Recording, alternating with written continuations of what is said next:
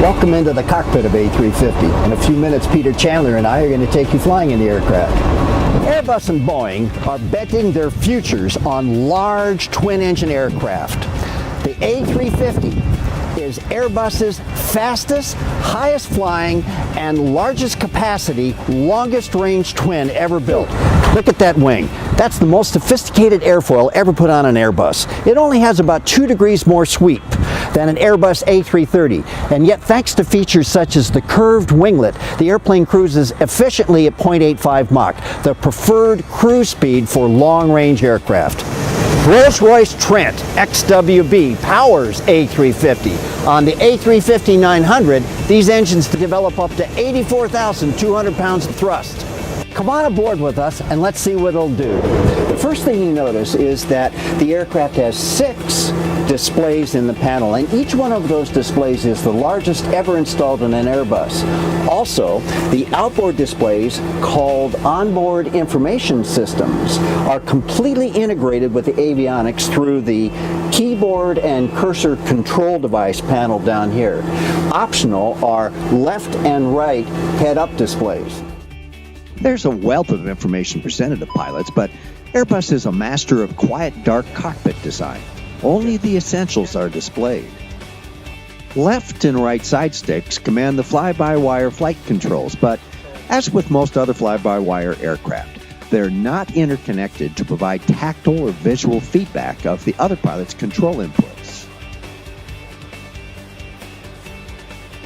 Our flight plan calls for departing Toulouse, then climbing up into the mid-20s to evaluate some of the aircraft's advanced cockpit technologies and flight envelope protections. Starting the engines is easy. Just turn the engine start knob to start and switch on the engine master. Oh, look at this taxi camera. On the straights, it helps you keep the nose wheel right on top of the yellow stripe. And when you turn a corner, you put the inside magenta dot over the line. That keeps the mains in the center of the taxiway.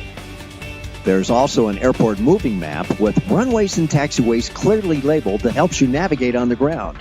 Runway 14 left is shown in green because we've selected it for takeoff. Our takeoff weight is 443,000 pounds, about 3/4 of the maximum limit. So we'll use flex or reduced thrust to save engine wear.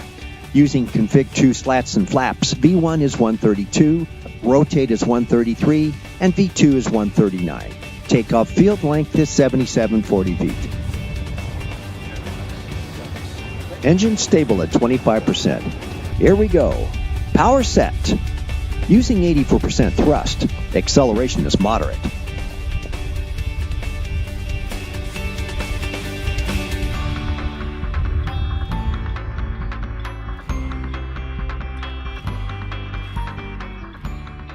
And liftoff.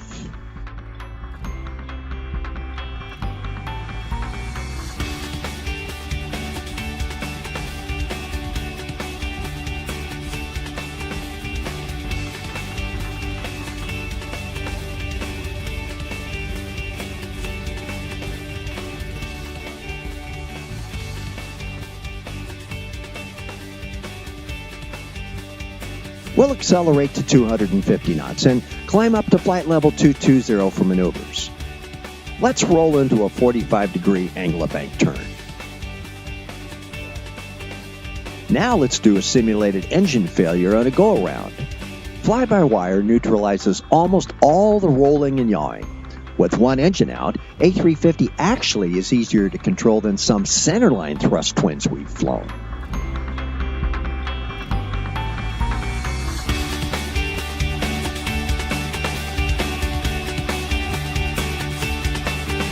Let's go back to Toulouse for landing.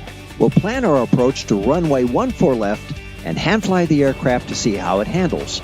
Our landing weight is 415,000 pounds, and we'll use full slats and flaps. Approach speed is 140, and lowest selectable speed, or VREF, is 135.